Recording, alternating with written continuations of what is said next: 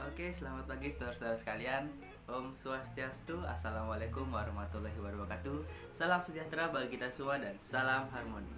Baik, di sini langsung saja saya akan menjelaskan 5 cara berbisnis online yang tepat. Dan yang pertama adalah membuat bisnis dari kegiatan yang disukai. Nah, maksudnya adalah kita membuat bisnis dengan melakukan hal-hal yang disukai atau ya sering kita lakukan setiap harinya, sehingga saudara-saudara tidak akan terasa terbebani apabila adanya pesanan-pesanan yang banyak dan malah membuat kita senang untuk mengerjakannya. Nah, contohnya gini.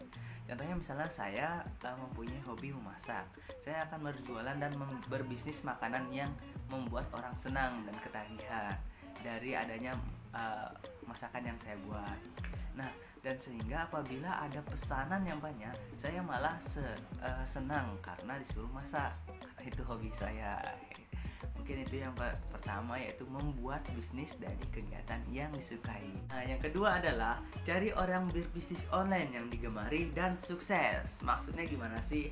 Jadi yang kita harus lakukan pertama kali yaitu mencari orang yang berbisnis online dan laku berat. Apabila kita telah mendapatkan orang yang berbisnis online dan laku berat, kita bisa ambil apa saja yang membuat banyak orang tertarik untuk membeli produknya.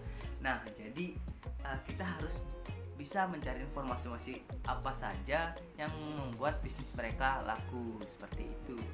Nah, contohnya gimana sih?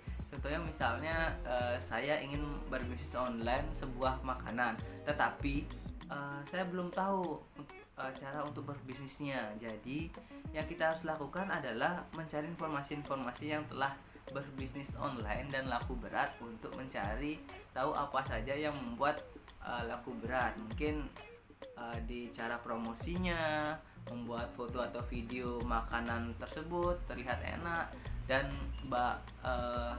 bahkan cara mengedit foto atau video tersebut. Langsung saja yang ketiga adalah pilih customer terlebih dahulu. Lah, maksudnya gimana sih? Kenapa saya menyarankan untuk memilih customer terlebih dahulu, bukan produknya?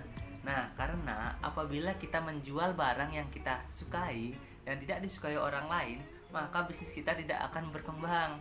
Jadi kita harus mengetahui daerah tersebut rata-rata lebih menyukai apa.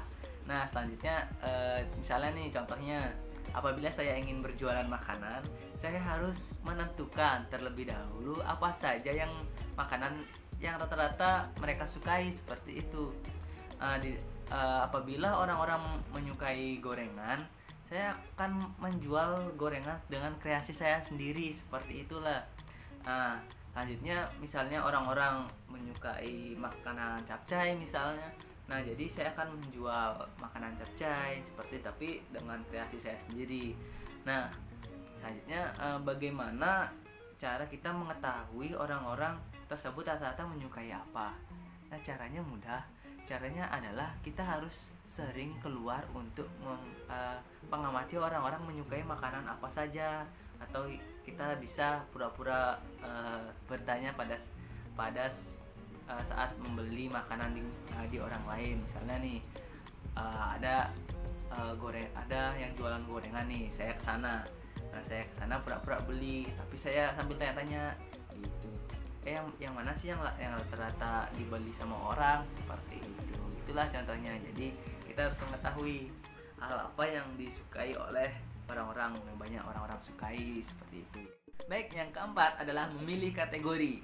Nah, memilih kategori dalam dunia bisnis adalah hal yang terpenting untuk dilakukan, karena kita harus memberikan nama yang baik untuk dikenali oleh orang-orang. Dan kategori ini harus mencakup semua apa saja yang kita jual ya, bukan cuma satu saja. Nah, contohnya begini. Karena saya misalnya menyukai memasak dan saya telah mengetahui orang-orang menyukai apa. Nah, misalnya nih seperti tadi, orang-orang menyukai makanan pisang goreng, tempe goreng, tahu goreng. Nah, maka saya akan membuat namanya itu adalah gorengan sehat. Nah, seperti itu. Maka orang-orang akan berpikir, oh, gorengan sehat ada di sana. Kenapa sih gorengan sehat di sana? Nah, pasti orang-orang akan mikir gitu, kenapa namanya gorengan sehat? Kan gorengan itu berminyak, kan apalagi gorengan itu tidak sehat kan, seperti itu. Nah, di sana saya akan berkreasi bahwa gorengan itu sedikit lebih sehat lah daripada yang lainnya, seperti itu. Nah, kenapa gorengan sehat? Karena bisa membuat orang-orang tertarik. Kenapa sih orang gorengan sehat? Nah, seperti tadi itu.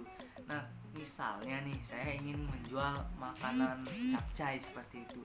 Nama itu tidak bisa dipakai lagi. Karena apa? Karena nama gorengan sehat tidak mungkin orang-orang tidak mungkin mengetahui saya akan menjual capcay seperti itu. Jadi buatlah nama yang baik terlebih dahulu atau kategori terlebih dahulu agar orang-orang mengetahui apa saja yang kita akan jual seperti itu. Baik saudara sekalian, yang kelima adalah memilih channel terlebih dahulu. Nah, pada saat kita promosi, kita harus memilih channel mana yang bagus untuk kita promosikan. Jadi kita harus tentukan, harus fokus dulu satu channel. Nah, channelnya seperti apa saja, seperti Instagram, seperti Facebook, seperti Twitter, dan lain sebagainya. Seperti itu. Kita harus fokus dulu pada satu titik, baru kita kalau udah sukses, baru kita kembangkan lagi ke tempat yang lain. Nah, misalnya kalau udah sukses, baru kita pindah dari yang kita fokuskan tadi. Nah, misalnya ini saya berjualan gorengan. Nah, saya akan memilih tempat yang bagus, yaitu Instagram. Kenapa? Karena Instagram itu rata-rata orang memilih memakai itu orang-orang yang umurnya 35 ke bawah, seperti itu. Yang 35 ke atas mah nggak mungkin di Instagram, seperti itu. Nah, saya akan fokuskan ke sana dan baguskan IG saya, dan bahkan foto-foto atau apa yang saya edit sebagus mungkin agar semuanya orang tertarik pada apa yang saya jual melalui channel Instagram.